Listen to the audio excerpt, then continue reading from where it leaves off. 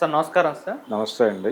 Sir డీలిమిటేషన్‌కి వ్యతిరేకంగా పోరాటం చేయాలని చెప్పేసి దక్షిణాది రాష్ట్రాల మొత్తం నేతలందరికీ కూడా స్టాలిన్ గారు పిలుపునిచ్చారు సార్. ఈ 22న ఒక మీటింగ్ కూడా ఏర్పాటు చేశారు. అయితే దీనికి బీఆర్ఎస్ మద్దతు తెలిపింది. మేము హాజరవుతున్నామని చెప్పేసి కూడా వాళ్ళు చెప్పేశారు. కాంగ్రెస్ రేవంత్ రెడ్డి గారు అయితే అధిష్టానం ఏ నిర్ణయం తీసుకుంటే అదే అని చెప్పేసి వాళ్ళు చెప్పారు. అయితే ఇప్పుడు ఇక్కడ ఆంధ్రప్రదేశ్లో చూసుకుంటే ఆల్రెడీ కూటమి దానికి యాంటీనే కాబట్టి వదిలేసిందే. వైసీపీ పార్టీ స్టాండ్ ఎటువైపు అన్న ఒక చర్చ జరుగుతుంది. జగన్మోహన్ రెడ్డి గారు మరి డీలిమిటేషన్కి వ్యతిరేకంగా పోరాటం చేసి బీజేపీకి వ్యతిరేకంగా తిరుగుబాటు జెండా ఎగరేస్తారా, అంత సాహసం చేయగలరా అని చెప్పేసి కూడా మాట్లాడుతున్నారు సార్. మరి ఏ స్టాండ్ తీసుకునే అంత సాహసం చేయగలరా అని మీరు అన్న తర్వాత ఇంకా ఎలా ఆయన మాత్రం ఏం చేస్తాడు?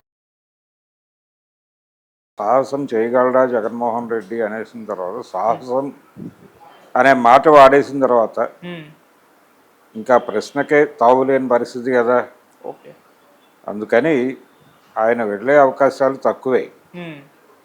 ఎందుకంటే ఆయన మొదటి నుంచి కూడా ఆయన వ్యవహార శైలి అంతా ఆయన ప్రో బీజేపీ ప్రో ఎన్డీఏనే వ్యవహరిస్తున్నాడు ఆయన లోపాయకారిగా.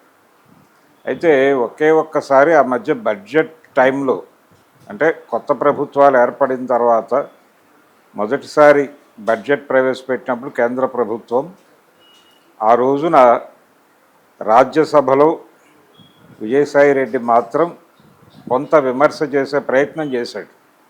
ఆ విమర్శ కూడా చాలా స్ట్రాటజికల్గా మాట్లాడాడు ఆయన. అంటే బడ్జెట్ అంతా ఏదో ఏపీకి దోచిపెట్టినట్టుంది అని ఇతరులు మాట్లాడుతున్న సందర్భంలో ఈయన ఖండించి అలా ఏమీ లేదు, కేవలం అప్పులు మాత్రమే, అది బడ్జెట్ కేటాయింపులు ఏం లేవు ఏపీకి, మీరు ఒక్కసారి అర్థం చేసుకోండి, ఏపీకి ఏమీ సాధించలేదు, వీళ్ళు ఏమి ఇవ్వలేదు అని ఎస్టాబ్లిష్ చేసేటువంటి ప్రయత్నం చేశాడు.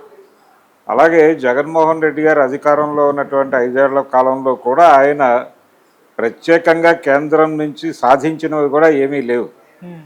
అలాగే ప్రత్యేక హోదా గురించి 2019 ఎన్నికలకు ముందు ఆయన చాలా బీభత్సంగా మాట్లాడాడు.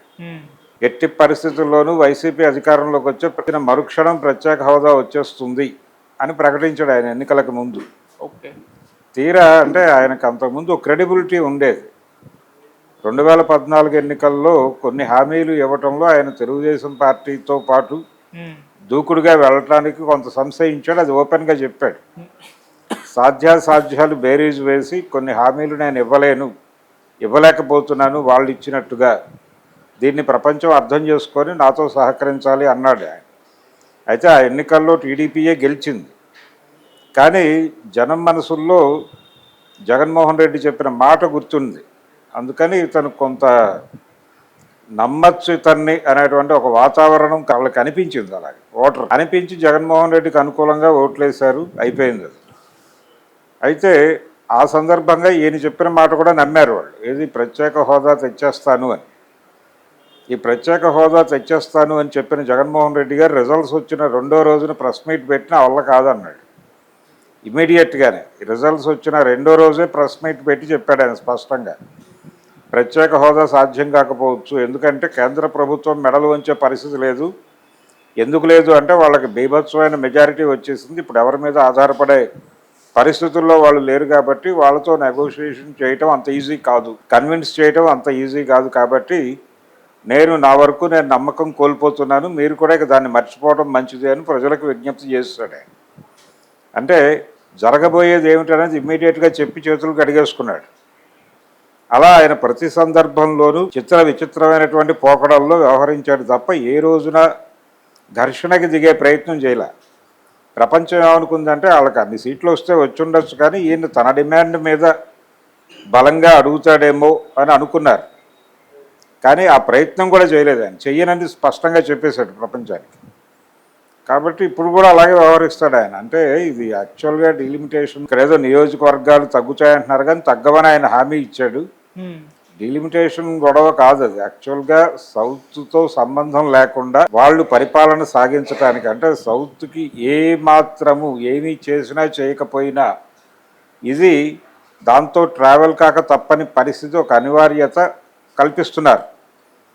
అంటే ఉత్తరాది సీట్లు విపరీతంగా పెంచి, ఉదాహరణకి మహారాష్ట్రను కూడా మనం గతంలో సౌత్ అనే అనుకునేవాళ్ళం. ఇప్పుడు వాళ్ళు కొంచెం నార్త్ లాగా అభినయిస్తున్నారు, కానీ ఉమ్, నిజానికి అది కూడా సౌతే. మహారాష్ట్రతో కలుపుకున్నటువంటి మహాదక్షిణం అనాలి. ఆ మహాదక్షిణ భారతదేశం విడిగా గనక ఒక దేశంగా ఏర్పడితే దానికి ప్రోగ్రామ్ డిజైన్ చేయాలి. ఎందుకంటే సౌత్ను తిని నార్త్ బతుకుతోంది.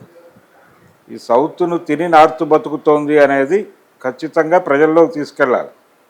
సౌత్ ప్రజల జీవితాలు ఇలా సంక్షోభితం కావడానికి కారణం నార్త్ నుంచి వస్తున్న వలసలు, అన్ని విభాగాల్లోనూ జరుగుతున్న వలసలు, అన్ని విభాగాల మీద వాళ్ళు పెడుతున్న ఒత్తిడి, అన్ని సెక్షన్స్ ప్రజల్ని వాళ్ళు తొక్కేస్తున్న తీరు చాలా స్పష్టంగా నగ్నంగా కనిపిస్తోంది. ఉమ్, కింది స్థాయి నుంచి పై స్థాయి వరకు. ఇది వరకు కాంట్రాక్టులు ఇక్కడ అంటే దక్షిణాది కంపెనీలు కూడా జాతీయ స్థాయి కాంట్రాక్టులు దక్కించుకుని సబ్ కాంట్రాక్టులు ఇచ్చే పరిస్థితి ఉండేది.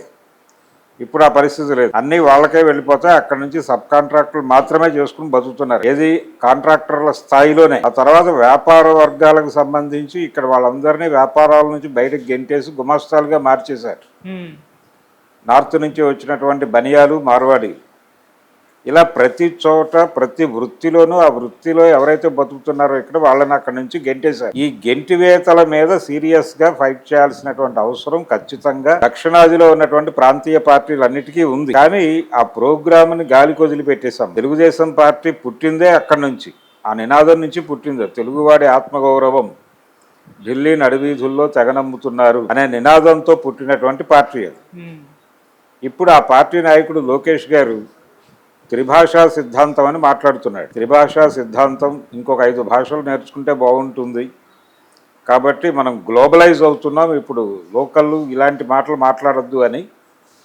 తాతగారి సిద్ధాంతాలకి మరొకసారి వెన్నుపోటు పొడిచాడు ఆయన అసెంబ్లీ వేదికగా. ఓకే.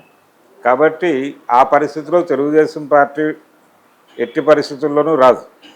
నిజానికి ఇలాంటి సమావేశం ఒకప్పుడు ఎన్టీ రామారావు గారు విజయవాడలో ఏర్పాటు చేశాడు. ఉమ్, కాంగ్రెసేతర ముఖ్యమంత్రుల సమావేశం అనే పేరుతో సమావేశం పెట్టి ఫెడరల్ ఫ్రంట్ని కేంద్రంలో అధికారంలోకి తెద్దాం, 2 జాతీయ పార్టీలని దూరం గెంటి అని ఒక ప్రోగ్రాం డిజైన్ చేసి నేషనల్ ఫ్రంట్ అనేటువంటి ఒక అంటే ఒక కలనేత కార్యక్రమం. నిజానికి భారతదేశం అని ఒక పార్టీ పెడదాం అనుకున్నాడు ఆయన. భారతదేశం కాదు, ఫ్రంటే పెడదామని చెప్పి నేషనల్ ఫ్రంట్ అని ఒక ఆర్గనైజేషన్ పెట్టి అన్ని పార్టీలని దానిలోకి పట్టుకొచ్చి ఎన్నికల్లో కాంగ్రెస్ గెలిచి విపి సింగ్ని ప్రధానిని చేసింది ఎన్టీ రామారావే. ఉమ్, కాబట్టి ఆ స్థాయి ఉద్యమం నడిపినటువంటి పార్టీ అది. ఆ పార్టీ ఇప్పుడు వెళ్ళి ఒక జాతీయ పార్టీకి టోకుగా అమ్ముడుపోయినటువంటి ఒక విచిత్రమైన పరిస్థితి చూస్తున్నాం.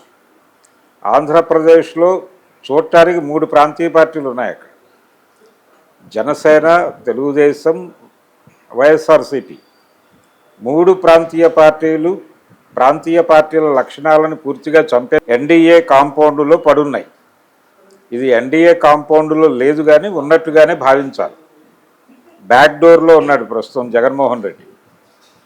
కాబట్టి అలాంటి విచిత్రమైన కండిషన్లో ఏపీ ఉంది. తెలంగాణకు వస్తే కాంగ్రెస్ పార్టీ అధికారంలో ఉంది కాబట్టి కాంగ్రెస్ పార్టీ అధిష్టాన నిర్ణయమే, ఇది ప్రాంతీయ పార్టీ కాదు కాబట్టి ఆయన చేయగలిగింది ఏమీ లేదు. ఆయన ఆ విషయంలో అదృష్టవంతుడు రేవంత్ రెడ్డి. పోతే బీఆర్ఎస్కు ఇబ్బంది లేని పరిస్థితిలో ఉన్నారు. బీఆర్ఎస్కి తెలుగుదేశం పార్టీకి ఉన్నటువంటి తేడా ఏంటంటే కొంత స్వేచ్ఛగా నిర్ణయాలు తీసుకునే పరిస్థితి ఇంకా బీఆర్ఎస్కి మిగిలింది. ఆ మిగిలి ఉన్న ఏరియాలో వాళ్ళు ఈ మీటింగ్లో పాల్గొనడానికి సుముఖత వ్యక్తం చేశారు. కాబట్టి వెళ్తారు, కొంచెం ఆవేశంగా మాట్లాడతారు. గతంలో కూడా ఇలాంటి ప్రతిపాదన ఒకటి కేసీఆర్ నుంచి వచ్చింది. దక్షిణాది ఒక ప్రత్యేక దేశంగా దాకా ఆయన ఒక దశలో మాట్లాడిన సందర్భాలు ఉన్నాయి. నిజానికి తను లీడ్ తీసుకుని ఒక అడుగు ముందుకేసుంటే బాగుండేది. మధ్యలో ఆయన డీవియేట్ అయ్యి భారతదేశం అని చెప్పేసి ఓ జాతీయ పార్టీగా టీఆర్ఎస్ని మార్చే ప్రయత్నం చేయటం, అలాంటి విఫల ప్రయత్నాలు చేసి అన్ని విధాలా నష్టపోయాడు ఆయన. అది ఒక విషాద గాథ. అయితే ఆయన వెళ్తున్నాడు ఈ మీటింగ్కి, అక్కడ వరకే. కర్ణాటక నుంచి కూడా పెద్దగా రిప్రజెంటేషన్ ఏమి ఉన్నట్టుగా కనబట్టలేదు. కేరళ నుంచి మరి కమ్యూనిస్టులు వెళ్తారా లేదా అనేది చూడాలి. అంటే కమ్యూనిస్టు పార్టీలకి ప్రస్తుతం జరుగుతున్నటువంటి ఈ వ్యవహారం మీద నిజమైనటువంటి స్పష్టత ఉందా అనేది అనుమానమే. నిజానికి ప్రశ్నించాల్సిన అవసరం ఉంది కమ్యూనిస్టు. అంటే అవి కూడా జాతీయ పార్టీలే, సిపిఐ సిపిఎం రెండు జాతీయ పార్టీలే. కాకపోతే ఈ పార్టీలను కూర్చోబెట్టి ఈ జరుగుతున్నటువంటి వ్యవహార శైలి మీద పర్టికులర్గా ఈ ఫెడరల్ స్ట్రక్చర్ మీద, అలాగే సౌత్ని తిని నార్త్ బతుకుతోంది అనేటువంటి ఒక నినాదం ఏదైతే తమిళనాడు నుంచి మొదలైందో దాని మీద మీరు ఎలా రియాక్ట్ అవుతారు, దాన్ని సమర్థిస్తారా లేదా అనే దాని మీద కమ్యూనిస్టుల్ని సీరియస్గా క్వశ్చన్ చేయాల్సినటువంటి అవసరం అయితే ఉంది. ఓకే. అలా ఒకవేళ కమ్యూనిస్టులు ఇప్పటిదాకా వాళ్ళేం మాట్లాడలేదు, ఒకవేళ మాట్లాడితే వాళ్ళు వెళితే వెళ్ళొచ్చు. కానీ ప్రాంతీయ పార్టీలకి ఈ మీటింగ్ చాలా కీలకం. కానీ ప్రాంతీయ పార్టీలు ఏవీ వెళ్ళే పరిస్థితుల్లో లేవు. మహా 2-3 కనిపిస్తాయేమో, అంతకు మించి వెళ్ళే అవకాశం లేదు. స్టాలిన్ ఒక విఫల ప్రయత్నం చేస్తున్నాడు, కానీ దీని తర్వాత ఆయన ఇమ్మీడియట్గా రోడ్డు మీదకి వచ్చి కలిసి వచ్చేటువంటి ప్రజా సంఘాలని కలుపుకుని అన్ని ప్రాంతాల్లోనూ, ఆంధ్రాలోను, తెలంగాణలోను, కర్ణాటకలోను, ప్రతి చోట కేరళలోను, అలాగే తమిళనాడులోను అన్ని చోట్ల కలిసి వచ్చే ప్రజా సంఘాలతో ఒక విస్తృత ఐక్య సంఘటన నిర్మించి దాంతో అంటే కేంద్రం మీద పోరాటమే కాదు, నార్త్ మీద పోరాటం అనేది చేయాలి పెరియార్ రామస్వామి స్ఫూర్తితో. కాబట్టి ఇప్పుడు మరొక పెరియార్ పుట్టాల్సినటువంటి సందర్భం వచ్చింది. ఆ పెరియార్ స్ఫూర్తితో రాజకీయాల్లో ప్రవేశించినటువంటి నందమూరి తారక రామారావు గారి పార్టీ ఏమో ఎందుకు కొరగాని పార్టీగా మిగిలిపోయింది. అందుకని దాన్ని మర్చిపోయి మరొకసారి పెరియార్ని, ఎన్టీ రామారావుని, వీళ్ళందరినీ, అలాగే అన్నాదురైని వీళ్ళందరినీ ముందు పీఠీకి తీసుకొచ్చి వీళ్ళ భావజాలాన్ని ప్రపంచంలో ప్రచారం చేసి మళ్ళీ ఒక్కసారి ఆనాడు ఎలాగైతే యాంటీ హిందీ ఉద్యమం ఉవ్వెత్తున నడిచిందో ఆ లెవెల్లో ఒక ఉద్యమం నిర్మించాల్సిన అవసరం ఉంది. దానికి రాజకీయ పార్టీల మీద ఆధారపడకుండా ప్రజాక్షేత్రంలో పనిచేస్తున్న ప్రజా సంఘాలతో ఒక విస్తృత ఐక్య సంఘటన కట్టి దానికి నాయకత్వం డిఎంకే వహించాల్సినటువంటి అవసరం అయితే ఉంది. Okay sir, thank you so much.